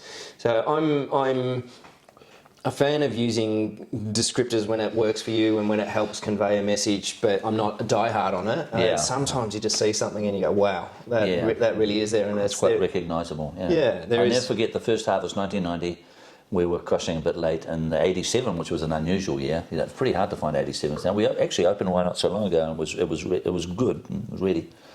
and coming from a bartending world of making... because the other thing fascinating about it in Italy, and it reflects a lot in the Italians, I said that to the restaurant guy yesterday in Adelaide about there's a sweetness but a bitterness. Yeah. And, Italians grow up, even in the food, the sweeter parts of a dish will always be balanced out with something a little bit amaro as well. Do you know what? And it's one of the things I really love about Italian wine, and in Italian white wines I call it the silvery line of bitterness at the back of the palate that just cleanses. For sure, it's a stimulant on your taste buds as well. Yeah. I used to make Negronis and serve vermouth, but if someone came to the bar and said, can I have a Negroni? I said, can I see your ID? Are you over 50? Because young people wouldn't have ordered that sort of stuff. And now Negroni has become one of the most popular cocktails on the planet. But, now it's a triple smoked Negroni with, three types of bitters. And I think, if we go back in time, maybe Nebbiolo suffered because of that, because the world was all about not a fine tannin, a fine acidity, a mineral backbone. Well, I think, and then someone said, hang on, I want a glass of wine that has fruit in it too. It was all about fruit, wasn't it? Or depth of fruit, or concentration of fruit. And if you look at the history of the famous Barolo boys, it's a long time ago, but that little revolution served an important part to actually bring more Barolo than Barbaresco. But I look at sort of Nebbiolo as being a grape that some of the vineyards were underachieving. Yep. It was almost like they were playing in Europa League, Conference League, but never getting up to Champions League football. Yep. Now everyone sort of, through understanding and experimenting, you've got to experiment. If you take, what was the biggest revolution in food back in the 90s? This Spanish man started turning food into something liquid, and all the French Michelins got upset with Mr. Albouli. But you need it, because if something is underachieving, it's got to a crossroads, and someone has to take a left or a right, and take a chance. Absolutely. And those people are like revolutionaries. And then maybe they've gone too far left or right, and they'll come back to the crossroads or the roundabout. And that's what we're talking about with the experimentation and innovation before. Yeah, and also the very important thing too, as Nebbiolo wasn't found anywhere else, so the experimentation or the learning or the progress was made just locally. They couldn't compare it with a Nebbiolo from there or Nebbiolo from another part of the world. I'd love to show you a 2004 from a particular Australian producer. Oh, okay. That could be quite interesting for you. Yeah, for sure. Yeah. Producer named Arrivo, and Peter's made a beautiful wine. We are going to move on to a set of wines now, the Campcross. So I occasionally slip into French and call it Gros by accident, but it is Campcross. And the local area, because of that influence from the Savoy, there is a language called Piedmontese. So it's a bit like, I always say things in a more sympathetic way, not that the others are not sympathetic, but I mean, it's a bit like putting French and Italian in a cocktail shaker, but everything comes out without a vowel. So, the pronunciation is with, all the Piedmontese words don't have a vowel at the end. So they hit it harder than andiamo, anduma, mangiamo, mangiuma. It's like more. I am hoping that over the next decade I can learn those finer points. I'll just take you to a local trattoria where no one speaks English. There's no menu. There's no. I did a vintage over in Champagne. I was supposed to be going over there to learn, and they had a winemaker depart just before, and they said, "Can you take over a site?" And I said, my French is really not that good, and it's okay, but geez, did I learn? So I think Campcross, right next to the crew of Rabaya. So we are having a 19 Prototori, my last bottle. So if anyone tries to buy it off the site, it says there's one bottle. Hey, but thanks. Well, I haven't even had this wine yet, so I've never tried it. So I'm very curious. So there we go. That's you've had to come all the way to Australia to try a wine from next door. I know Aldo Lacca very well, but when he sees me coming, Jeffrey, I've got to run away. You're asking me all the wrong questions. But his papa was very good to me, because when I arrived in the area, I was in a hotel looking for a job, and I met Celestino, which is a very unusual old name, who was running the Produttori. They had a funny little tasting room next to the Tower of Barbaresco. Now they've got a very nice looking tasting room, but he actually said, where are you sleeping? I said, I'm in Alba. He said, here's the keys. We've got a little apartment at the winery, and of course I can't give you a job. We only have Nebbiolo. We don't take on extra people, but here's the keys to the apartment. You can stay there for as long as you like and sort yourself out. So that was a very important. Because not everyone knows, but I mean the wallet was getting a bit dry, and I'm thinking, what am I going to do? Maybe going to Tuscany was the decision. I think that's such a beautiful thing about the wine industry.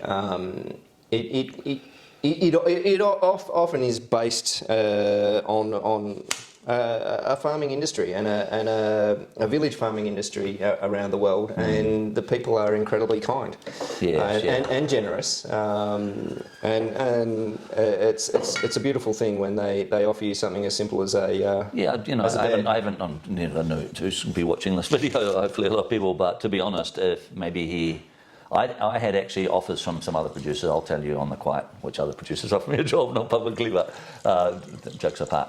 But really, if Celestino hadn't given me that apartment, maybe I was, I could have been on back the train down to Tuscany. Yeah. Possibly. Yeah. But I'm a big believer in, like we're talking about, if things are a bit tricky, it's a bit like winemaking. Maybe a little chance. Go around take a left, take a right. You never know what you can find. A lot of people maybe think, we've got to be conservative and not take too many chances, but occasionally a little chance can open up a whole world of experiences and friendship and knowledge and friendships, meeting people. Hoppala. Reggie, throw me a corkscrew. There's one on the bench there. The wine's not corked, but the cork's just broken on me. Yes, sorry. No, that's because I trashed it earlier. It's not your fault. I think it's very true in wine that the worst thing you can have is a boring wine, and to not have a boring wine, you've got to have a focus on understanding that, and that sometimes does require taking a bit of a risk. Yeah, I do recall at one winery that I worked at, I had to put on at the time over $2,000 worth of Chardonnay to convince the owner to make a small experiment. Wow. It did come off as a success, but my hip pocket wasn't too well off for it. Anyway, we have a beautiful lineup now of Produttore's Rabaya. Rabaya. Rabaya. Yeah, Okay. Pronounce that J. Don't forget, in the Italian language, J is not a letter like Jeffrey, my name, or Juventus, the famous soccer team from Turin. But that means that's coming from the youth, Juve. But J is not part of the Italian. Yeah. There's lots of stories about how some of these letters came to Piedmont, but I heard some stories about maybe there were travellers, no bad travellers that brought some of their language into the area. But I mean, Rabaya. Well, you're going to have to keep correcting me all night because I'm probably going to do it a few more times. After another glass of Rabaya, you'll get better at pronouncing it. No jokes. So let's have a look at Campgras. So we've got 3 vintages of it: 18, 17, and 13. Yeah, wow. And we've got 16 Giuseppe Cortesi Rabaya in there as well. And it has actually gone through a little bit of a change since last I've seen it, and moving on in its development. So fascinating to look at these. I think with Campgras and our neighbours in Rabaya, you're talking about some of the more deeper, darker, more structured crews of Barbaresco. So they have a certain following. Maybe a collector of Azili maybe doesn't have much Rabaya, or vice versa, in their cellar. So they're quite distinctively, sort of stylistically very, very different.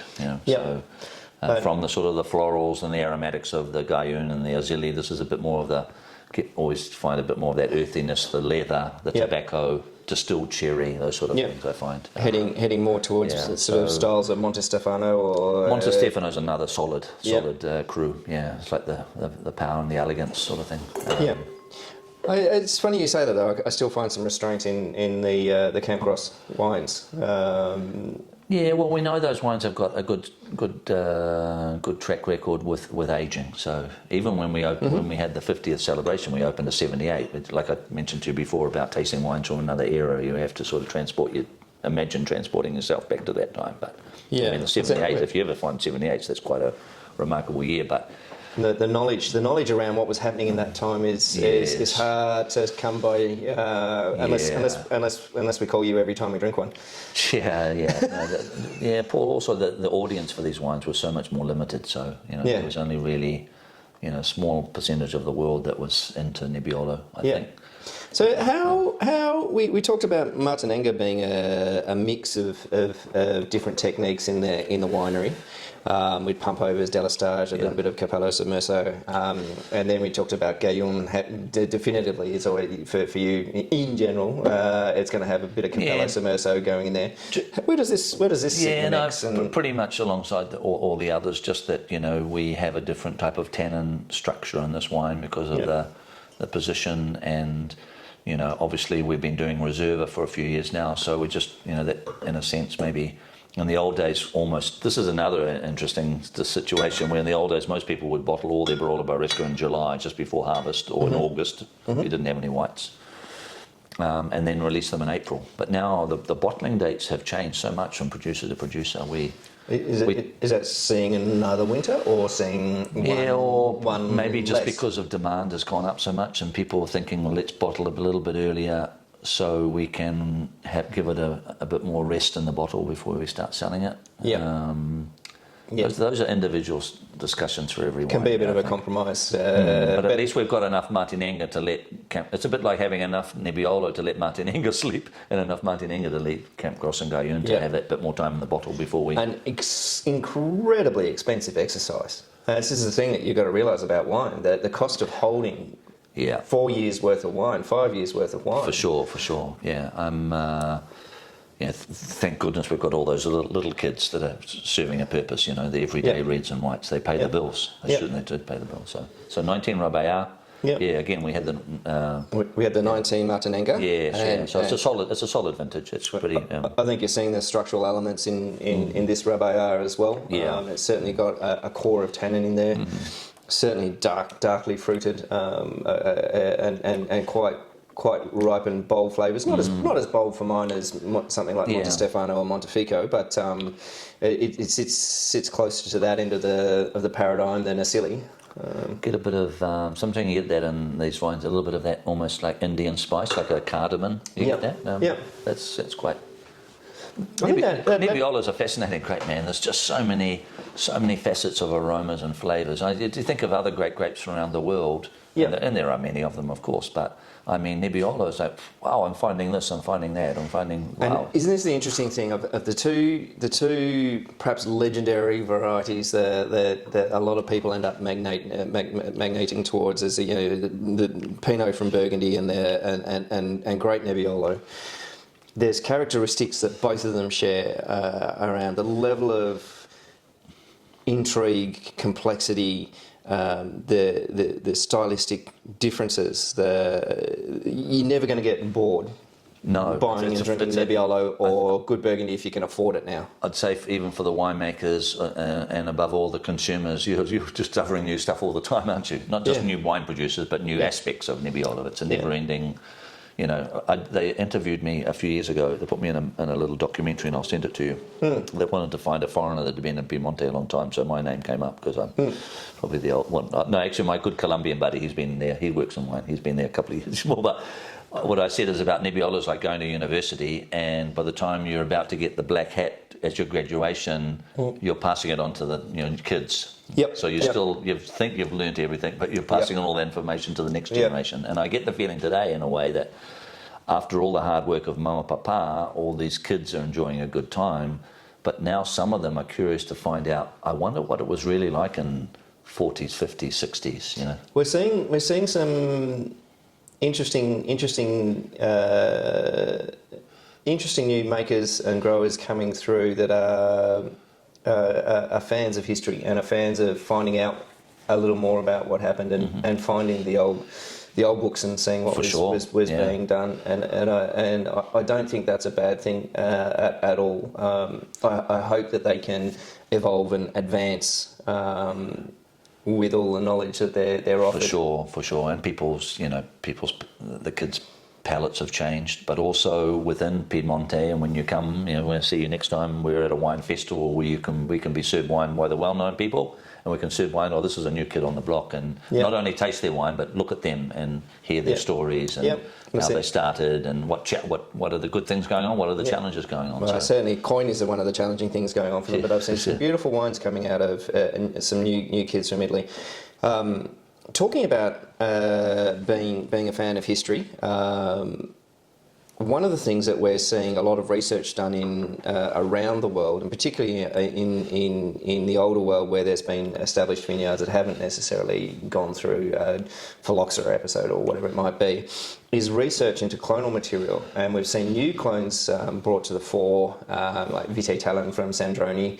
There's particular, I don't know whether they're calling it a variety or a clone or whatever. Sub-variety, And then, but in terms of clonal material, Reggie was saying you're a fan of the rosé clone in Nebbiolo. It was always a big percentage. I don't know. People ask us all the time. I'm not really 100% sure. Even the owners how much we have there, but it'd be a decent chunk. I'd say probably up to maybe 25-30%. Yep. And then Lumpia, and then the famous Mackay, which is Lumpia with a virus. Yep. There were some new ones. We've got an experimental vineyard with a lot of new clones that they asked producers if they had a bit of land to give it a go with a research centre.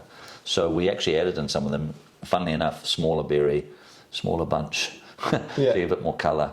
I think the funny thing is, the discussion of colour got to a point where, I remember hearing people trying to analyse the colour of Nebbiolo, and after about 2 hours I said, okay, let's move on to the aroma. Because colour really is what's the first thing you see, isn't it, of any wine? Yeah. But perhaps the least important aspect. Colour, in my opinion, is not so much about quantity, it's about stability. Yeah.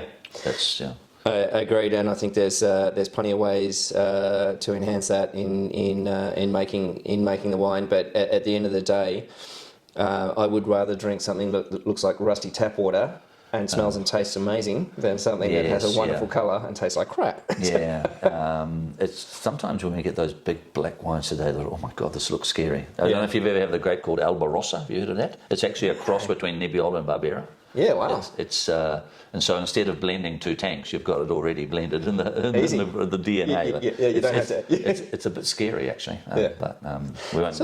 We'll find a bottle. We'll talk about that after. So rosé clone, you reckon there's a significant portion? Do you think it's contributing somewhat to the elegance? I think above all some of the aromatics as well, for sure. And that perfume factor. Have you? Some people say it's related to the 111, which is called Chiavenasca, which they grow in Valtellina. Yeah, sure. Which is another one of the other area apart from North Piedmont, which it's very highly elevated there. Yeah. So we're talking Lombardy. We're talking up near the Swiss Alps. So right up in the north of the country, an area that's only just with global warming starting to get consistent vintages and it was still a 1 in 4 not that long ago. Beautiful perfume from those wines. Beautiful perfume here. I'd say, I don't know, is there an ideal clone for any of the famous grapes like Riesling or Sangiovese or Pinot Noir, or it's a concept of having a bit of a mixture within the land? It's been so hard. In Australia we talk with Pinot and we talk about the various clones of Pinot, and it's been talked about in New Zealand as well. What's the DRC clone of Pinot? The Abel. Abel. Yeah. So the gumboot. The gumboot. Yeah, the gumboot. And so everyone's jumping on to let's plant some Abel, but in Australia everyone's just gone back to MV6, and one of the primary reasons is it's the variety with vine age. Yeah, it's the vine age has overcome the difference at this stage, and there's not any old Abel to work out whether it's actually preferable. So it's a difficult argument. I often sort of fall back on complexity through diversity on that one, and it's when the experiment takes 50 years to work it out. Yes, and then you have a new clone introduced halfway through, and you've still got to run another 50 years with that. You said a very important thing, because Nebbiolo is really all about time, time in the vineyard, time and understanding, time in the bottle. It's like, and then I don't say we're running out of time. It's probably the only thing we can't buy at Wall Street, is it? Time. Yeah, pretty much. But I mean, I don't say that's starting to influence stylistically a lot of the Nebbiolos, but I think in the back of the minds of a lot of people that even in some of the more stronger vineyards, whether it be more, maybe again a bit more Barolo, that people will not wait that long. If it's a very special bottling or special crew and there's not much of it, then people will. But even maybe before that 20-year mark, it's already been enjoyed around 8 to 10 years old. Yeah. Do you know, it's actually my general advice to people that with Barolo and Barbaresco, look at 7 to 8 years as a starting point, because I don't know how each and every bottle's been made and how chemically stable it is, how oxidatively stable it is, how microbially stable it is. If it's a ripping wine, maybe it's going to go 10, 20, 30, 40, 50. But I err on the side with wines, Nebbiolo from Barbaresco and Barolo becoming more generically or generally more approachable. Barbaresco's already just born by Mother Nature without that grip or that strength. Okay, this is, like we said, that's a pretty solid part of the Barbaresco appellation. You know, don't forget, Barbaresco is like a third of Barolo, eh? So there's, 800 hectares compared with 2,400? 4 to 5 million bottles compared with 14 to 15 million bottles. So by world distribution of wine, Barolo made sense because there was more of it to go places and it was more talked about and more revered, and that's the wine that aged the longest. But maybe this is almost like, you're sounding like delayed gratification to the extreme point.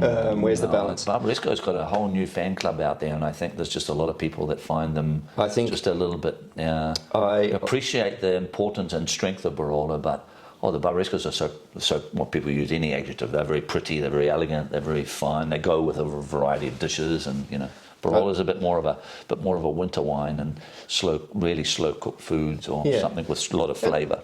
And I don't disagree. I think we're seeing shifts with people using a lot more whole bunch in areas like Verduno and actually throughout Barolo, people are using it. Lamora's having a bit of a new gang in Lamora. So. Having a swing. Having a swing at the whole bunch kind of thing. Yeah, that's personal things, I don't think. So interestingly, it's a bit like saying, okay, try this dish, and you can taste the meat or the fish or the herbs. But I'm not telling you what I did to accentuate the flavours or make them more subtle or make them more decisive. Because as the chef, that's my job. You're a diner in my restaurant, and if you like them, what happens? I say, welcome back. So and there is a point where we've got to just look at the pure pleasure of enjoying a glass of wine with a shared plate and shared table, and move to that. But fascinating drinking here, because we've got 18 and 17. Yeah, 17 Camp Gross. Yeah, that's so interesting. So Borno. The 18 as a start, we've had 18s from the other two parts of the vineyard, and again, I think we are seeing a sort of a little bit of the mark of the vintage, but we're seeing again a perfumed wine, a sophisticated wine. There's a wine with delicacy. There has been, interestingly, some commentary around the wines of Marchesi di Gresy having perhaps too much of an oak impact. I haven't seen that yet in any of the wines that we've tasted. Yeah, and I think over the years we have dropped a little bit of. At the beginning, the wines have an initial sleep in French oak, but it's definitely a little bit less new than maybe that 30% of the old days has dropped down to about 22, 20, 18. So we're fixing the colour as well. Yeah, but it's an interesting point. Although you call it percentage, it's also about the quality and the sophistication of the oak. So I prefer to call it the unquantifiable oak unit. Yeah, because if in Australia in the 90s, we were buying barrels from Coopers in France, and they were loading them up with as much oak impact as you could possibly get in a single barrel. Yeah. And by now, in the 2020s, it's all about restraint and finesse and elegance in the oak and larger format to a degree, to sort of like puncheons over barrique. So you're getting less oak units. So it's not only the work with the cooperage, not only the raw percentage, but what the Coopers are doing and your approach to that as well. For sure. From the modernist to the traditionalist. Don't forget also the traditionalist needed the modernist to make them look at their vineyards, look at their cellars. How old is Grandpa's big barrel? It should be just, had to be looked after. It should be maybe just father's big barrel. Then now it's 25 years old. Slow. You can't renew everything, can you? It's a gradual sort of step, right? It's got the wine box, and you want to get rid of it. Getting back to the story about underachieving, now we're all kind of almost all playing in Champions League. If it's written the name of a place and a crew on the label, that's what we have to go forward and make sure we maintain the characteristics of that vineyard there and that one there, and they've all got different names, and that's why I think and it's quite important that even the little names that are not so famous but they're doing a good job, they're not pretending to be winners of the race today, but they're participants in a race and they finish the race as well. So even lesser known crews are being understood better by the winemakers and also appreciated by people who said, what other crews are in this village? What other little producers are there? I think it's both a blessing and a curse that work's been done, and I I applaud all of the people that have gone to trying to define the MGAs throughout both villages. Sure. What a hell of a challenge in the Italian political landscape, trying to achieve that and actually have it be meaningful. I'm really glad that Busia is being broken down. Yes, for sure. That's one of the reclassified. People don't really know how big Busia is. It's huge. It's massive. A bit like Kanubi, in a way. Kanubi's quite big too, but there were things about some of the what some producers and then. But Sandrone is the classic they brought out. I think if we were like a couple of young kids on the block taking over from Papa, and we've got this crew that's never was rated, but we're making it better. We've got identity and personality, and it's called Nebbiolo, or it's called Barbaresco. Yeah. So we've got sometimes less pressure. I think Nebbiolo shouldn't get to the point where there's pressure on the producers. Just let the grapes, the land, and the different vintages and interpret the best you can. And I think we'll see names like Guy's named wines and Clerico's named wines, and others have named wines that are their own own making rather than necessarily a crew. I'm sure that'll happen over time. But every 10 years you've got the kids who are 15 now, they're 25. They travel the world. They taste other wines. They go do and harvest someone else. In the old days, winter used to be long, spring used to be long, summer used to be long, autumn, and it's still 12 months. But everything today seems to happen bang. Yeah, it's a big push and a rush. Yeah. Tell me, look, this 17 Camp Cross. Yeah. You let Bueno slip out, and let what? You let the word Bueno slip out before when you had a smell. Seems you're happy with it. That's incredibly for a relatively dry year, but I mean the 17 was always going to be tricky because what happened the year before, So I think again haven't tried many Barolos from 17s for a while, but I think everyone in Barbaresco is very happy with 17 now. They're just sort of coming together, and there's a lot of nice freshness there. That wine's still it's almost it's more than 7 years old. Yep. That's got a great future. It's drinking well now, but I mean, I think it's in a great position. Well, I love the way that's going. I think it's another example of drinkers needing to call what's in the glass and not be too reliant on critics. That's a cracking wine. It's got a wonderful core of fruit that's wrapped with so much complexity. The tannins are super fine with lovely grip. That grip that's just going to go so beautifully with Piedmontese food and give you a refreshing, thirst-quenching drink. No. That's bizarre, eh? That was the earliest beginning and the earliest finish I've seen in 30 years. We've started picking whites on the 22nd of August, and those grapes came on the 22nd of September. And I'm guessing that all the experience in the last 20 years made it a hell of a lot easier to work out what to do with that. Yeah, don't forget. A bit like being at Vegas with the roulette. How funny, like the challenges of 2003, 2007, 2009, 11, they were all quite warm at the end and understanding, vineyard management, but picking dates. I think 2003 was probably the biggest wake-up call. It's picking dates. It's 20 years ago. It's a long time ago, 2003, but that was really, That was the one that turned it. Yeah, to be honest, Paul, I'd say even the most experienced viticulturist or winemaker, they all went back to school after 2003. Yep. And it was important that it happened. You learn. Absolutely. Recently in Prague, our importer, one of our best markets, would you believe, Czech Republic, only has Italian wines. We had a tasting of the new wines, and then Jerry found a 2003 Gayoon in his warehouse. Yep. And normally 03s, they don't carafe them too much, just open them, pour them, enjoy them. Yep. And this was a bottle just, oh my God, after five minutes, it just kept on growing. And even like after about 2 hours, it still had stories to tell. So, do you know, it's interesting that you say that, because I think when I was working at Yarra Yering, the site and the viticulture lent to being able to pick a lot earlier and keep things fresher and pick with greater natural acidity and have ripe tannin around it, and it stood us in good stead when there were those warmer years. The vines were still viable and vital for a little longer, but sometimes that site difference really has such a dramatic impact. You know how many times during the week, you probably do it, or you do verticals of a wine, but that's interesting. But if someone likes the character of that plot and that producer, and they're happy to try all the vintages, side by side. Of course, one or two show through more than others, but on their own, even the lesser vintage or the more stranger year can still tell a story. Well, talking of stories, we're moving on to another Rabaya. Rabaya. So Giuseppe Cortez, Cortesi. so Giuseppe, would you believe the Papa passed away a couple of years ago, 2 or 3 years ago? Yeah.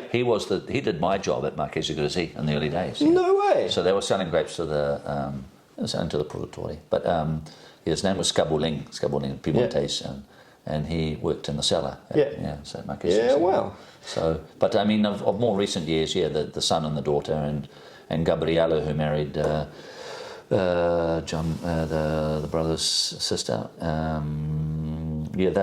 That's a very important part of Rabaya, quite stylistically quite different to ours, and different probably to the Produttore and to Bruno Rocca.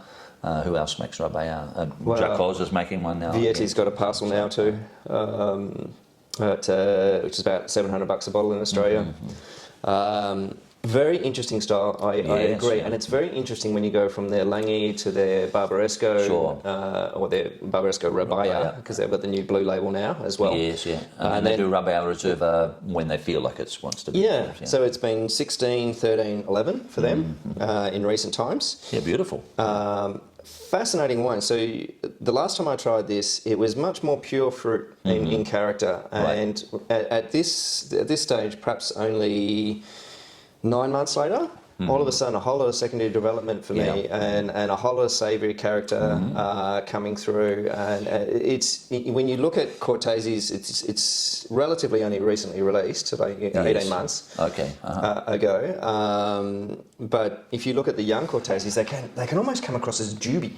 And sort of like they need a little settling in here. So you open the bottle and look at on release, on the earlier release wines, look at them 2 days later and you think, now it's looking good.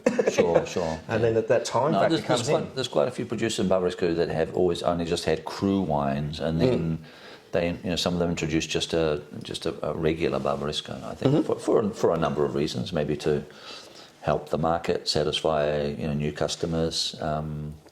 Rabaya also being a type of piece of land that's telling you stories a bit slower than, say, some of the other crus. I think it takes in a good way. I mean, a bit of time to reveal its true self. And do you think that's true for Campcross as well? I would say so. I think the decision to do Reserva those years ago has just slowed down the release date. And so it's a 3-year split now, isn't it? So between the three. But in the upcoming years, like 19, 20, 21, also Guyun will become a Reserva as well. Okay, so you're going to hold it back that year? That's with 5 years. 5 years after release. Yeah, we were supposed to release the 19s in October, but because they're a bit, you notice the 19 structure. It's coming around. Of course, it would come around.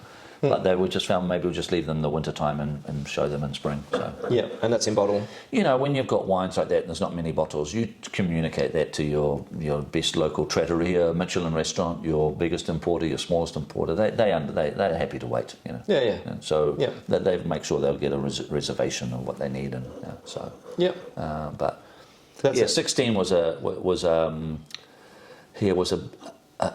quite a. I call it a big vintage that's very well balanced. Isn't it? For all of Barbaresco, but because the structural it was like a bit too soon, too early, because the market was really grabbing Piedmont at that moment. So these wines are released in 16s were released in 19. And it was one of those years where the critics got excited. So obviously newcomers to the scene, consumer-wise, got excited, and then. Everyone who buys these wines locally, they travelled all around the world to come, they take them home. I've just come back from Piemonte. We've got some new vintages from this and that. And what are they going to do? They're probably going to open it after a couple of months at a dinner party at their house just to show people. So it's funny. 16 wasn't quite in the mould of the warmer years in Burgundy, the sort of the 15, 18, where I think some of the critics went out with the what I call the European sucker punch. They see something with really opulent fruit, and they get tricked by it a little bit. Yes. I don't think 16 was necessarily like that. It was just this quite... No, there was good hang time and good phenolics, but a lot of phenolics, but a good balance of fruit and acidity too. So. Yeah. Well, that Cortese is certainly showing that at the moment. I think that is looking beautifully balanced. Getting hungry, Paul. Getting more and more hungry. Yeah, we'll get that salami out. Well, luckily, I haven't changed the menu for tonight, so there's going to be a good feed on. So the last one is going to be an interesting one to have a look at, because we're heading back to 13 now. So we're seeing a Camp Gross at 11 years, 12 years, got 11 and a bit from picking date. Tell me. Yeah, again, sort of a little bit in the stylistic in the growing season, like 16, but very not necessarily that hot. So very, very long time, and all the grapes like the Sauvignon, the Chardonnay, the Barbaresco, they all matured in the vine very, very slowly, and this is coming in quite late. This was about 21 October, so that's pretty late. And I think I'm a bit of a believer in the good wines that if the grapes stay out there without any problems and they get phenolic and retain the sugar and the acidity, they're usually the ones that develop even slower in the bottle. Yeah, in a way, possibly. Yep. Yeah, I think that makes perfect sense. Yeah. It just makes perfect sense, and I think that's what people are talking about with good vintages taking longer. Well, it's not necessarily good vintages, but some vintages that are taking longer to be ready to drink will also last longer in the bottle. Interestingly, for this wine, this was the first wine of the lot where I thought, hang on, I'm getting something a little bit more overt on the oak front, and now, after it's been open, for this little spell of time, it's completely dissolved. It's all soaked up. I'm also seeing it build more secondary characteristic in the glass. I think it's like I described 13s are now leaving primary school and they're sort of at university. They're not yet in the diploma yet. But, I mean, come on, it's 10, 11 years old. That's a good time to look at any great wine, any great vineyard, in my opinion. If you've got another bottle, hold it if you want, if you want to share it. I think you'd be happy if you went either way. Yes, There's some fun to be had there. So, look, we've had a great tour of Martinenga. We've had a lovely look at a beautiful Barbera. Yeah. It's been fascinating to compare the neighbours, for sure. That's fascinating, yeah. How different they are. They're very different people too. Don't get me wrong.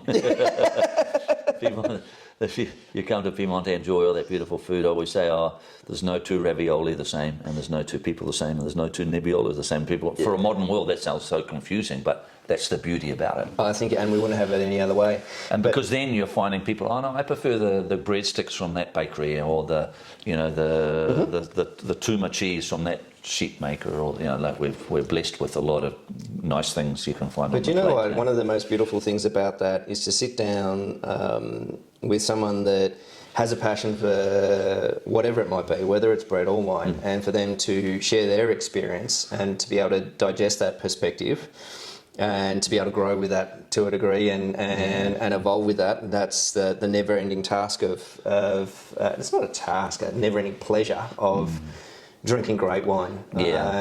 So I've got to thank you very much for your time today and sharing it with them. It's been fantastic. No, good. And we've never met each other before, so this is just the beginning of a new friendship. Absolutely, and that's one of the things wine does. And I think we could have filmed a couple of days worth of content. I've still got so many questions for you that I didn't raise. So hopefully next time we catch up, we'll be able to explore a few more of those and share a little more with everyone. Thanks to Reggie for organising the session and also supporting us by supplying a few samples of the lovely perfumed, elegant, complex, beautifully developed wines of Marchesi di Gresy. How on earth you jagged a dream job in Piedmont, I do not know, but congratulations, well done. Thank you so much.